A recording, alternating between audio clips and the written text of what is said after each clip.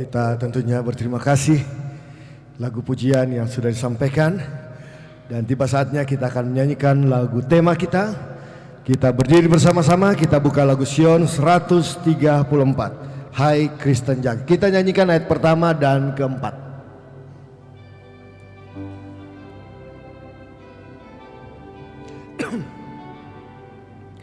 Hai Kristen jaga, itu perintah Tuhan, amin dan perisai dan pedang di tangan, lawan dengan berani musuhmu itu, berdiri teguh, lawanlah musuhmu.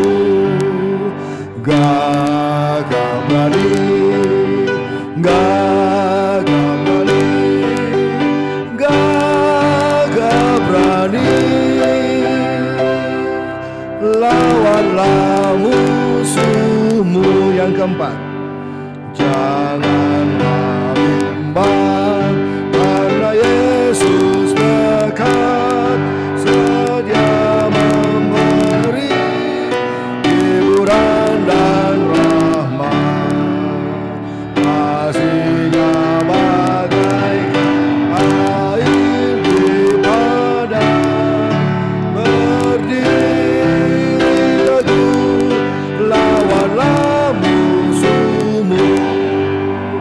Gagah berani, gagah berani, gagah berani, lawanlah musuhmu.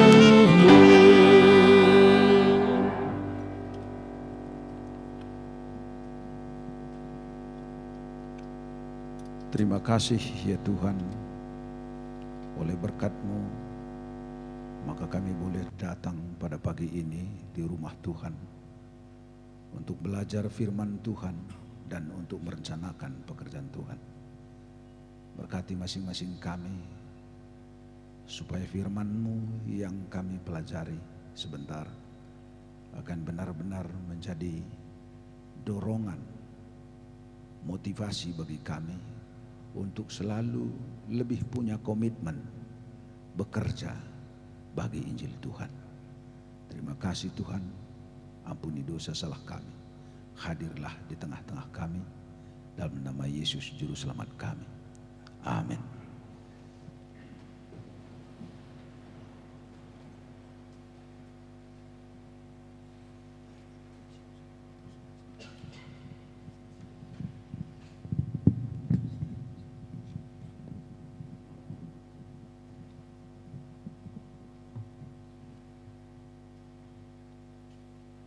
Selamat pagi, salam kepada kita semua. Saya tidak tahu, mungkin kita sudah capek kemarin, sehingga dengan demikian saya lihat pada renungan pagi ini hanya beberapa kita, tetapi itu tidak mengendorkan semangat kita. Terima kasih kepada pujian yang diberikan oleh Ibu Pendeta Situmorang, yang memberikan pujian yang indah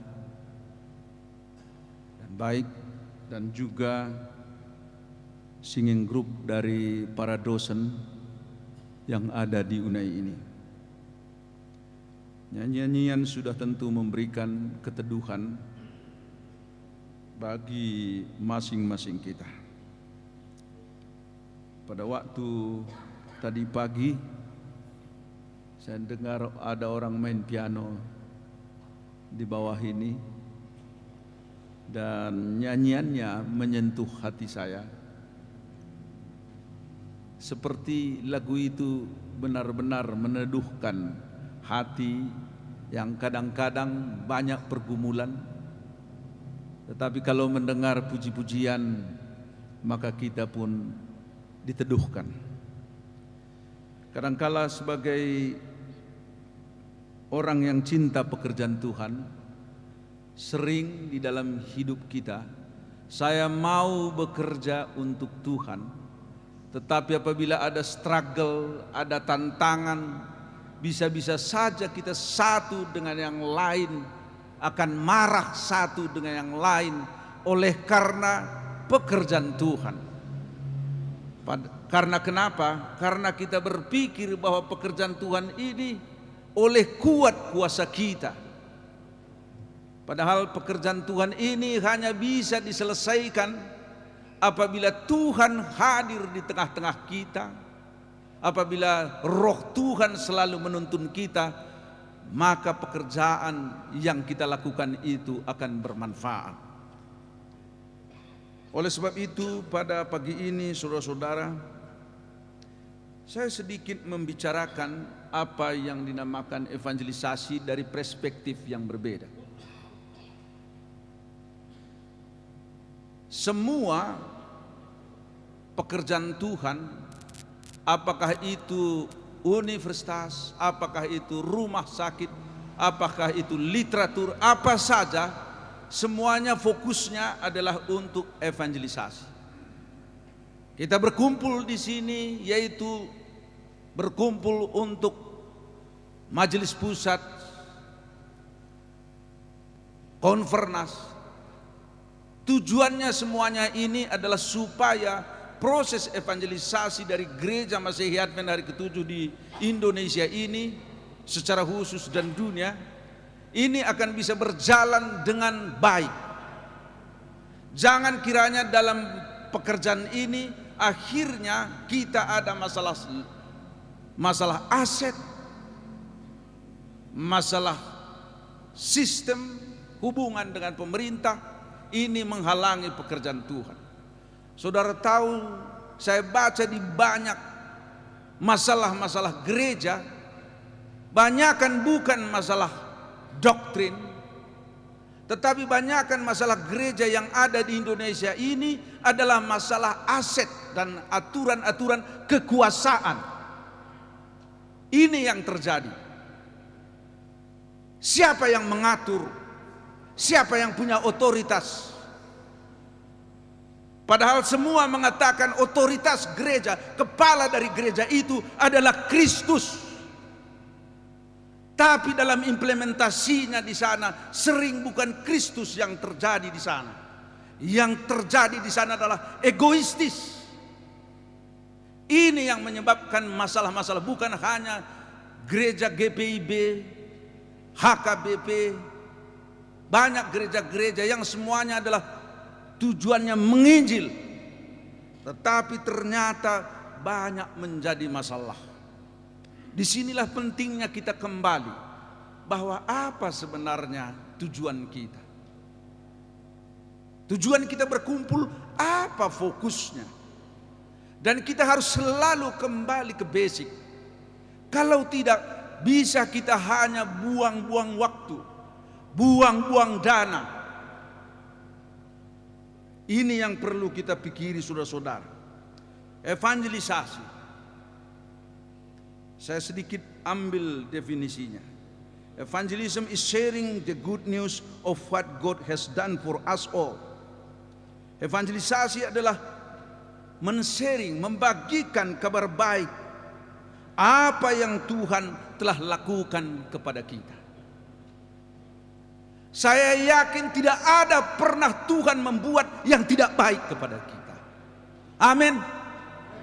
Semua yang dibuat Tuhan kepada masing-masing saudara dan saya, apakah itu pengalaman pribadi, rezeki, kadang-kadang kesusahan, penyakit pun ada hal yang baik di sana. Kalau itu oleh karena Tuhan. Saya kadang-kadang berpikir, waktu lalu istri saya paling strict soal makanan. Kalau saya agak sedikit bebas, tapi sedikit dia kena sakit. Saya berpikir, kenapa Tuhan? Istri saya ini begitu baik dan strict makanan, tapi dia sedikit kena sakit. Sedangkan saya agak bebas juga, tetapi masih sehat-sehat. Saudara lihat di situ. Tetapi saya berpikir, ini semua ada maksud Tuhan di balik itu. Kalau ada yang sakit di antara keluarga saya lebih banyak berdoa. Jadi saya lihat di sini bahwa Tuhan begitu baik kepada kita. Oleh sebab itu inilah yang kita sharing. Inilah arti evangelisasi. Jangan sharing selalu bad news.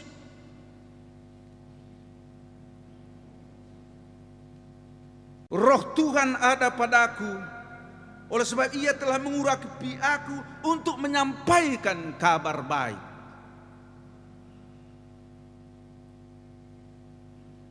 Menyampaikan kabar baik. Good news.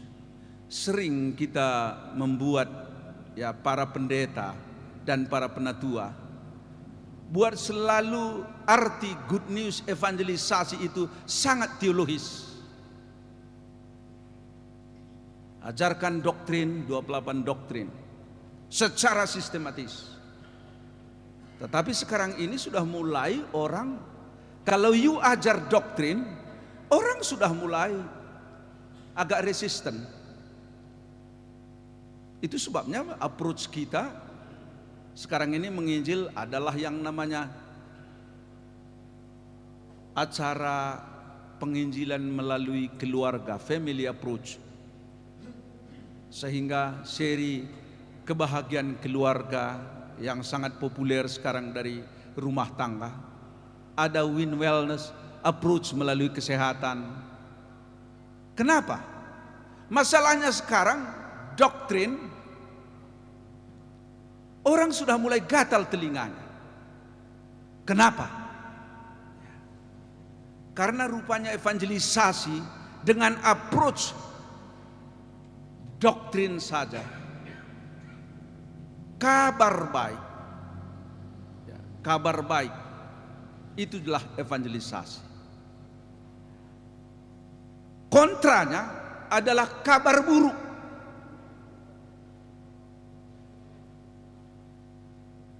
Dunia kita ini sekarang, walaupun kehidupan lebih modern, tetapi kalau kita lihat makanan sudah semakin baik. Di Indonesia ini dulu kita hanya pakai celana pendek. Saya sekolah waktu SD tidak punya sepatu. Sekarang kita sudah bisa lebih keren semua. Tetapi semakin maju bangsa, semakin selfish, semakin materialistis. Kabar baik, di sana ada satu kabar buruk rupanya kontranya. Ada orang banyak uang. Sebenarnya kalau dia banyak uang kan kabar baik itu. Dia harus senang. Rumahnya bagus. Dia harus senang di Jakarta sana. Tetapi apa gantinya? Rumahnya semakin bagus, uangnya semakin banyak. Maka kita lihat bukan semakin baik. Mulai rumahnya dia buat pagarnya tinggi, lantas akhirnya pakai beling, pakai pagar kawat berduri, pakai aliran listrik. Lantas salah-salah pembantunya pegang, mati sendiri konyol di sana. Dia semakin kaya, semakin takut. Ini kabar buruknya. Ada orang pejabat, seharusnya dia jadi pejabat kan dia berbahagia. Dia dihormati orang, disenangi. Tetapi semakin dia naik pangkatnya, semakin takut. Jangan-jangan besok saya diturunkan. Jangan-jangan besok ada yang mengungkit-ungkit saya. Sehingga tadinya waktu dia orang biasa dia bergembira, bisa smile. Setelah dia jadi pejabat, jadi murung. Ini semua kabar buruk.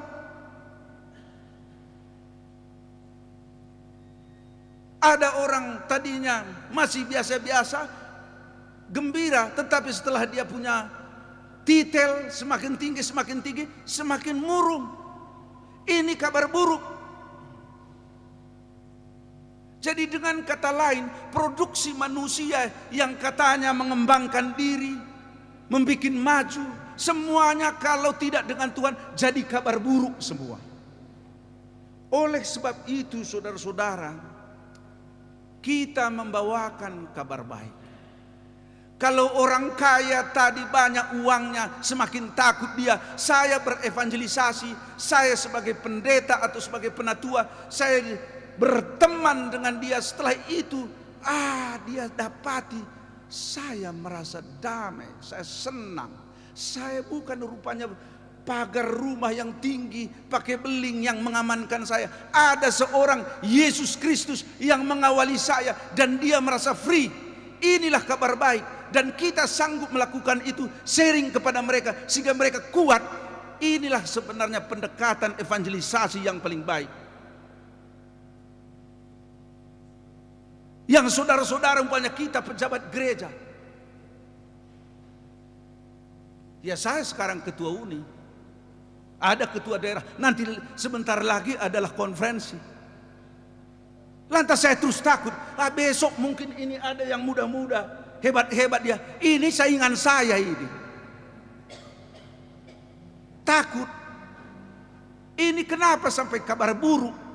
Karena kita tidak dekat dengan Tuhan, tidak lihat kepada misi tersebut. Seharusnya kalau kita berevangelisasi yang sudah biasa membacakan firman Tuhan, bahwa ini semua adalah berkat Tuhan bagi kita. Saudara-saudara,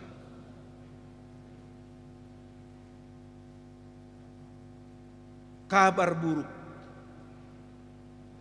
takut akan mati, cemas,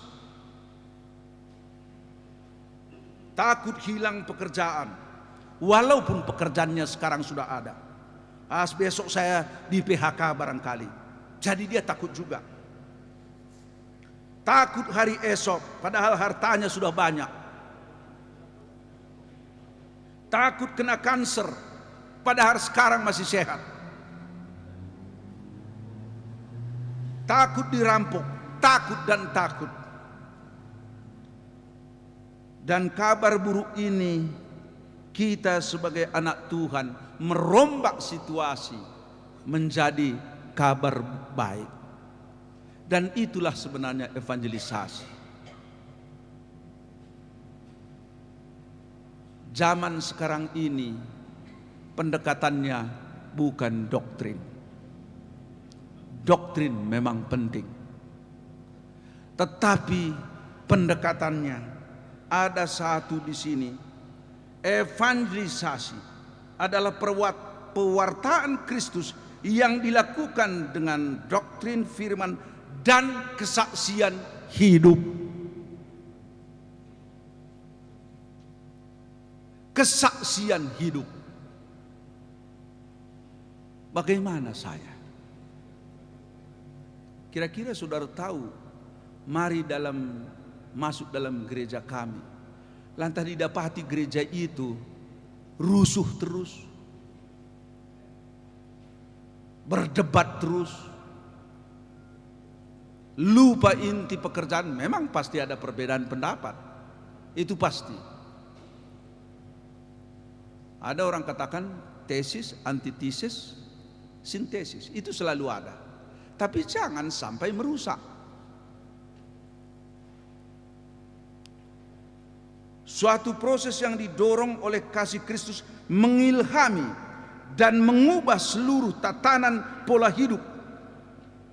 Jadi kalau kita sudah ada proses evangelisasi itu, dia bilang di dalam teori kita atau ajaran kita, reach out, reach in. Reach in itu kita di dalam. Itu yang dinamakan dalam teori evangelisasi sentripetal. Anda itu seperti magnet. Kenapa orang tertarik kepada orang Advent? Karena ada kelebihannya. Kesehatannya lebih baik. Karena memang orang Advent itu sangat bagus sekali pola hidup makanannya. Panjang umur, sehat sejahtera, itu kepentingan orang semua. Orang Advent itu keluarganya baik-baik. Kenapa keluarganya baik-baik? Setiap pagi, setiap sore selalu diberikan firman Tuhan, kabar baik. Sehingga tertib keluarganya. Orang tertarik karena keluarga saya ini walaupun banyak duit, saya ini pejabat dan lain sebagainya, tapi tidak seindah seperti orang Advent ini. Saya tertarik kepadanya. Karena ada kelebihannya. Orang Advent itu apa? Orang-orang bijak. Kenapa orang-orang bijak? Alkitab katakan mereka itu bukan ekor tetapi kepala. Artinya setiap hari orang yang dekat dengan Tuhan, firman Tuhan menjadi gurunya, memang pasti orang-orang bijak. Sehingga orang berpikir, ya saya ini sudah PhD tetapi keluarga saya, anak-anak saya berantakan juga. Tetapi mereka ini pendidikannya tidak terlampau tinggi, tetapi mantap-mantap. Saya mau tertarik kepada orang Advent. Ini yang dinamakan sentripetal, seperti magnet. Tetapi ada juga yang dinamakan tadi di sini. Ini yang dikatakan tadi, mengilhami dan mengubah seluruh tatanan pola hidup. Apabila kita menjadi seorang Advent atau seorang Kristen, dirubah tatanan hidup, pola hidup. Ini yang membuat orang tertarik kepada evangelisasi kita. Apakah kita sebagai tokoh-tokoh gereja, umat-umat Tuhan, pilar-pilar gereja sudah membuat ini di dalam kehidupan gereja kita? Ini yang perlu kita tanya. Dan memperbaharui budaya, dia bilang. Budaya kita sudah berubah. Saya tadinya adalah budaya Karo Batak dari Brastagi. Budayanya apa saudara-saudara? Kalau di Brastagi sana, kalau di pesta pisau ada di sini. Kenapa? Itu sudah budayanya. Bawa pisau. Kalau ada macam-macam orang tarik pisau main tikam. Karena lebih maju sedikit di Tapanuli, di sana agama Kristen cepat masuk. Ke daerah Karo dulu itu ke belakang karena dianggap Kristen identik dengan Belanda, agama penjajah. tidak perlu kita jadi ikut-ikuti penjajah agama Kristen. Jadi mereka sangat resisten. Tapi sekarang ini puji Tuhan dirombak itu semua.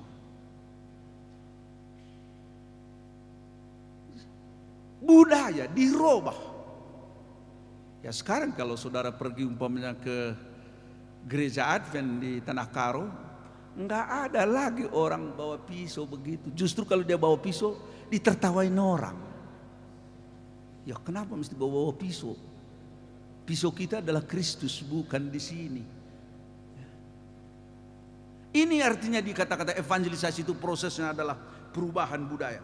Menjadi saksi di dunia untuk menunjukkan suatu cara yang baru. Dan menunjukkan kehidupan yang mempunyai karakter kekristenan. Ini yang dikatakan tadi proses evangelisasi tadi. Saudara-saudara, kenapa kadang-kadang orang sulit mengabarkan Injil pada contemporary society? Ya, baru-baru ini kami mengikuti pertemuan orang-orang muda sedunia di Johannesburg. Saya sebenarnya mau lihat ke sana karena saya tertarik. Di Indonesia ini pun sekarang sudah ada sedikit pergeseran-pergeseran dari orang-orang muda, yang mana ini bisa menimbulkan benturan-benturan dengan gereja. Gereja umumnya dipimpin oleh orang-orang senior, sedangkan generasi muda, generasi abad 21 sekarang ini sangat dinamis. Datang anak-anak muda ini, kita adakan pertemuan pemuda perkemahan di puncak.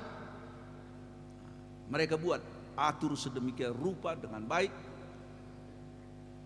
semangatnya luar biasa. Lantas pembicara kita ambil dari mana? Dari internet kan banyak yang tokoh-tokoh pembicara yang hebat.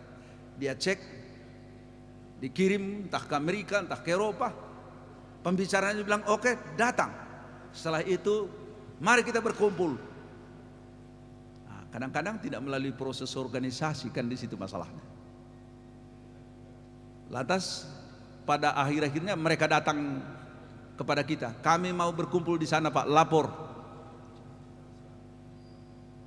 Datang kita kadang-kadang, ya ini dari mana ini?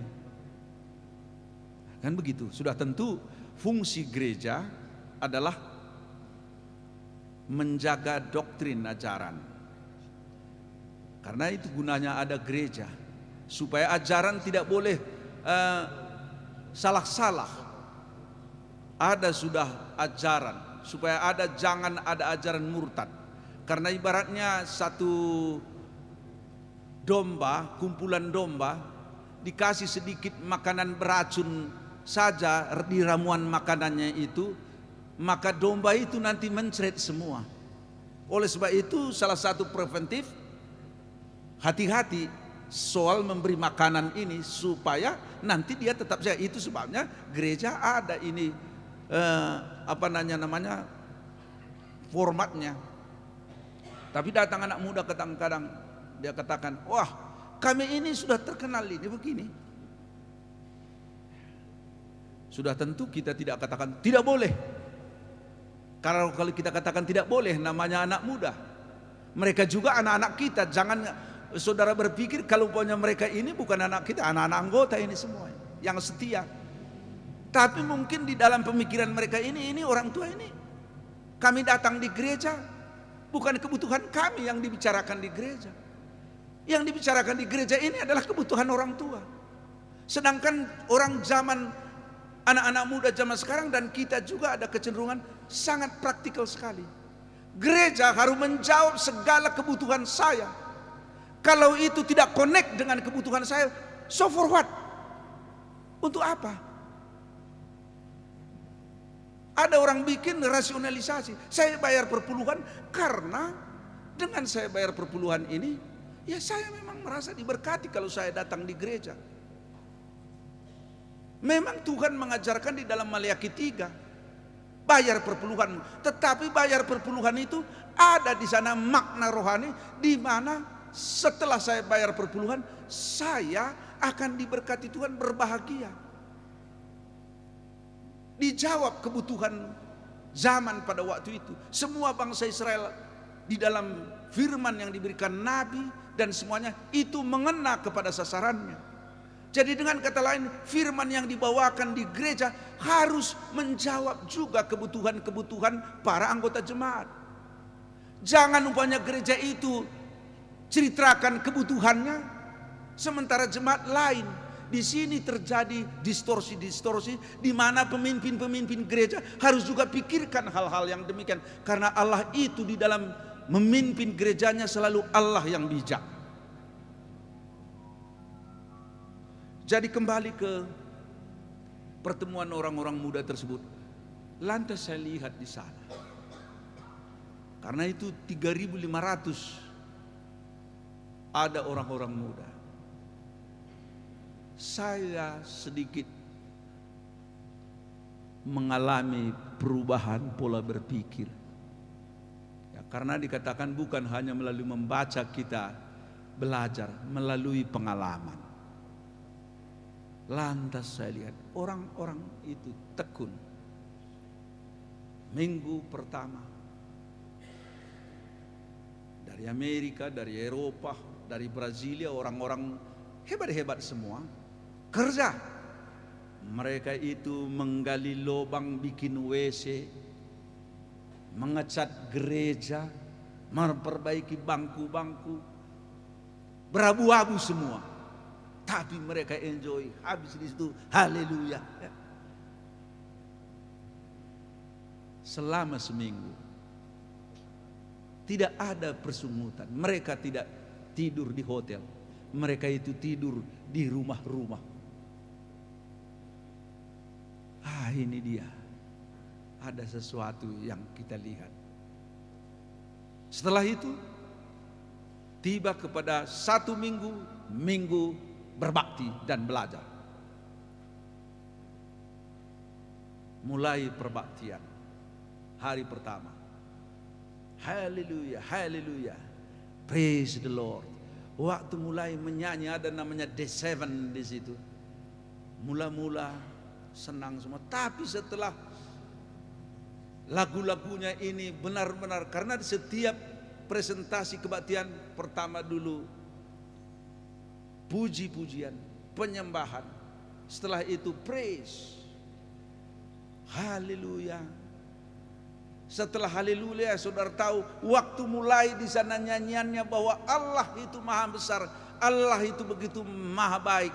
Mulai haleluya dan tepuk tangan dan semua bergerak, dan secara spontan semua ini anak-anak muda ini semangat. Saya bilang ini ada sesuatu ini. Lantas datang pendeta David Asri. Dia datang berkhotbah di hadapan pemimpin-pemimpin gereja, karena pendeta Ted Wilson juga ada di sana dan ada beberapa kami juga di situ dari divisi Timur Jauh SSD, ada juga pemimpinnya, saya juga nimbrung di situ. Datang ini pendeta sederhana, tidak pakai jas, dan dia bicarakan firman Tuhan secara praktis saja. Lantas itu praise lagi. Besok paginya belajar firman Tuhan, duduk di lapangan. Masing-masing di sana dengan gayanya duduk di lapangan, tetapi semua bawa firman Tuhan, bawa Alkitab. Dan saya di situ juga duduk, tapi nggak pernah saya perkenalkan diri saya bahwa saya ini adalah ibaratnya pemimpin. Saya ini juga bagian orang muda. Saya lihat mereka menelah firman Tuhan selama 1,5 jam duduk di situ, asik sekali. Tidak bosan-bosannya dan sangat praktis penalarannya. Tidak terlampau teologis. Terus selalu setiap aplikasi relevansinya terhadap kehidupan sehari-hari. Nah, ini yang saya lihat, oh memang rupanya zaman sekarang butuh yang begini, yang praktis. Walaupun tetap mereka mengarat, tetap doktrinnya tetap diajarkan, tetapi metodenya yang berbeda. Ya, jadi satu kali di Jakarta juga ada begitu. Jadi saya katakan kepada kami, kalau ada dari anak muda sudah pembicara dua, aturan. Nah, ini sudah gereja laki kita ini. Kita bilang aturan dua dari anak muda, tetapi harus dua yang kami juga dari Uni memberikan pelajaran. Kira-kira begitu ya. Dan anak-anak muda katakan, iya boleh kalau begitu. Ya, karena mereka juga sebenarnya bukan mau melawan, mereka juga mau apabila kita masuk ke dalamnya. Lantas masuklah dari kami juga dua, dari Uni, dari mereka juga saya ingat itu ada dua. Lantas bertemu. Padahal ini tadinya ada sedikit masalah. Waktu ada pertemuan tersebut, saya katakan kepada orang dari Uni, apa kira-kira keistimewaannya mereka setelah saudara-saudara ada datang di sana. Ya memang diakui, pada waktu mereka datang bertemu, kata tim dari Uni, ada satu hal yang luar biasa. Begitu masuk di sana mereka katakan, semua TV matikan, prek, prek, prek, prek, prek. Nggak ada selama kebaktian, dia bilang. Retreat di situ, TV tidak ada yang hidup. Ya, radikal juga. Anak muda kan biasanya itu kalau sore-sore hari kebaktian kan lihat-lihat TV, dan tapi mereka buat matikan semua. Kedua apa? Berdoa. United pray, act pray. Itu mereka lakukan. Jadi memang di dalam hal itu luar biasa. Saya pikir-pikir ini benar juga ini. Perlu juga ada reformasi. Kan gereja kita ini kan perlu reformasi. Kadang-kadang kami ada bertemu. Ini buka rahasia sedikit. Ada pertemuan di satu tempat. Terus ada yang melapor sama kita. Itu Pak, ruangannya itu, kamar kami itu tidak punya TV. Saya terus ingat, anak-anak muda ini matikan. Mari, memang agak radikal juga. Tapi memang anak-anak muda semua sering radikal. Saudara-saudara, kita sebagai pemimpin-pemimpin gereja, evangelisasi adalah penting. Karena dikatakan pada zaman sekarang ini, kenapa orang sudah banyak kadang-kadang tidak mendengarkan tokoh agama, tokoh masyarakat, karena mereka banyak mengecewakan. Agama sering terjadi di sana persengketaan. Yang seharusnya agama membawa perdamaian dan membawa pencerahan. Harusnya kita juga sebagai tokoh-tokoh gereja Advent, kita membawa pencerahan selalu. Dunia ini memang banyak persoalan, persengketaan, tetapi pencerahanlah yang ada. Karena di dalam Kristus, kasih Kristus itu selalu menjawab segala masalah, karena kasih Kristus adalah menutupi banyak dosa. Tetapi Kristus tidak berkenan terhadap dosa itu sendiri, tetapi Dia memberikan satu solusi terhadap dosa-dosa dan kekurangan kita. Kristus membawa kebebasan. Kebebasan dari tindakan-tindakan yang sewenang-wenang, kebebasan dari dosa. Kebebasan Kristus mempromosikan kebebasan dan kemerdekaan. Jadi di dalam Kristus kita selalu merasa puas dan senang. Di dalam tulisan Nyonya White Ministry Healing halaman 143, intinya, the Savior mingled with peoples. He showed his sympathy for them. Jadi kita sebagai tokoh-tokoh gereja, dia katakan Kristus selalu mingle dengan umat. Artinya dia itu berbaur. Kalau penatua berbaur dengan jemaat, walaupun ada masalahnya akan selesai. Kalau ketua daerah berbaur dengan pendeta-pendeta, dengan jemaat, apa saja masalah bisa selesai. Kalau pimpinan di atas juga di uni berbaur dengan jemaat, karena tujuan dari gereja ini berbaur dengan jemaat, maka semua masalah akan selesai. Masalahnya sering, umpamanya semakin tinggi kita, semakin tidak berbaur, terlampau jauh dengan yang di bawah. Sehingga saya sering bilang sama para pendeta, are you ministering or are you climbing? Kalau pendeta selalu ministering, gak ada masalah. Karena pelayanan, penginjilan. Tetapi kalau climbing, itu akan masalah. Saya jadi pendeta jemaat dulu di Keramat Pulo, Jakarta. Kapan saya ini ke daerah ya? Mulailah saya bikin dengan secara metode saya. Akhirnya memang mungkin saya ke daerah. Sudah naik sedikit satu step. Setelah di daerah, kapan saya ke uni ya? Masuklah juga saya ke uni. Entah bagaimana caranya di situ, masuk saya ke uni. Setelah di uni, kapan saya ke divisi ya?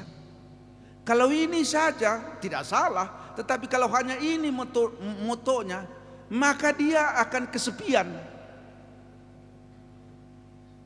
Karena jemaat itulah sumber kebahagiaan.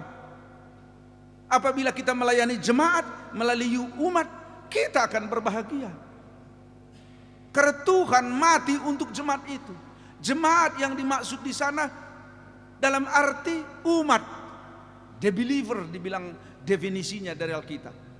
Memang secara sejarah gereja akhirnya memang jemaat itu ada berbentuk denominasi. Dan denominasi kita adalah Gereja Masihi Advent Hari ke-7, karena gereja ini gereja sisa, ajarannya yang benar, saya percaya itu. Tetapi Gereja Masihi Advent Hari ke-7 ini juga istilahnya itu, gereja itu pada abad pertama adalah berubah dari Ka'bah. Tadinya hanya orang berbakti di Ka'bah, sinagog. Ka'bah berubah jadi sinagog. Sinagog berarti lebih kecil dia. Dulu hanya orang bisa berbakti ke Yerusalem. Di situ ada bait Tuhan. Setelah itu ke sinagog, lebih moderat. Di mana saja, tapi ada perkumpulan di sana. Tapi sinagog ini berubah lagi lebih liberal dia. Di mana 2 atau 3 orang atas namaku, di sana aku ada. Ini pengertian gereja yang liberal di dalam perjanjian baru. Sehingga gereja bukan bangunannya. Gereja itu adalah umatnya. Kalau begini pun indahnya bentuk gerejanya, kalau gereja ini tidak ada roh Tuhan di sana, ini dinamakan gereja yang ikabod, kurang kemuliaan nama Tuhan. Kalau gereja tidak ada hadir roh Tuhan, itu bukan gereja. Jadi gereja itu adalah gereja umat. Jadi kalau umpamanya gereja Salemba, anggotanya ada 400, kita katakanlah 700 orang hadir setiap hari Sabat. Yang 700 ini yang bergereja pada setiap hari Sabat 700 orang, ini keluar pada hari Senin, Selasa sampai Jumat menurut profesi mereka masing-masing. Bayangkan 700 anggota ini membentuk 700 gereja. Ada yang militer, di sana dia wakil gereja. Ada yang perawat, di sana dia buktikan bahwa dia gereja. Ada yang dosen, dia gereja. Maka gereja itu dikatakan gereja yang hidup. Karena gereja Salemba yang tadinya hanya di Jalan Salemba, pada hari-hari biasa sudah 700 cabang gereja Salemba di seluruh kota Jakarta. Luar biasa. Inilah yang dimaksud definisi gereja yang sebenarnya. Sehingga ada orang katakan gereja Masehi Advent hari ke-7 bukan kayak di Belanda. Pernah kami dulu dengan Pak Panjaitan ini ke Belanda. Dijual gereja. Kenapa dijual, Pak? Terlalu mahal itu gereja, hanya sekali seminggu dipakai, biayanya mahal. Dan kalau disewakan bisa menghasilkan duit. Akhirnya gereja yang di Belanda ini akhirnya tempat apa namanya? Tempat sekolah balet. Ya, sekolah balet itu yang menari-nari dia di situ. Itu jadi dibuat di gereja. Karena itu hari Senin, Selasa, Rabu, Kamis, Jumat bisa disewakan dapat duit. Ini bikin menari-nari di situ. Coba bayangkan, saya bilang kalau di Indonesia itu sudah memalukan. Tetapi memang secara rasionalisasi bisa juga masuk di akal. Karena gereja hanya seminggu sekali di satu street yang mahal. Kalau disewakan kan jadi duit. Jadi gereja kita kalau 700 anggota tadi bergerak, maka namanya bukan lagi gereja Masehi Advent hari ke-7, tetapi gereja Masehi Advent 7 hari. Dan itulah sebenarnya aslinya secara doktrin. Saudara-saudara, biarlah evangelisasi kita lakukan selalu. Tetapi evangelisasi itu adalah kita sendiri yang pertama. Kita harus seperti Mahnik, Abraham. Orang akan selalu bergabung ke kemah Abraham. Karena setiap orang bergabung ke kemah tersebut, dia diberkati. Di mana-mana tidak ada air, masuk ke kemah Abraham tidak pernah kehausan. Demikian juga seharusnya gereja kita. Proses evangelisasi terjadi. Kita berkumpul di sini supaya ini bisa terjadi dengan baik. Oleh sebab itu, kalaupun ada kurang lebihnya satu dengan yang lain, ingatlah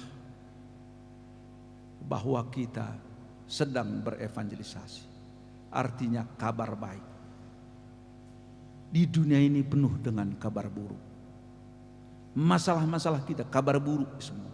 Tetapi kehadiran saudara membawa perbaikan, hasilnya baik. Itulah kabar baik secara praktis. Tuhan kiranya memberkati kita semua. Terima kasih untuk firman-Nya yang ajaib yang kita nikmati pada pagi ini. Jemaat sekalian, mari kita berdiri semua. Kita menyanyikan lagu tutup, lagu Sion nomor 136 yang akan dipimpin oleh pemimpin lagu. Kita buka lagu Sion kita 136, Aku Suka Ceritakan.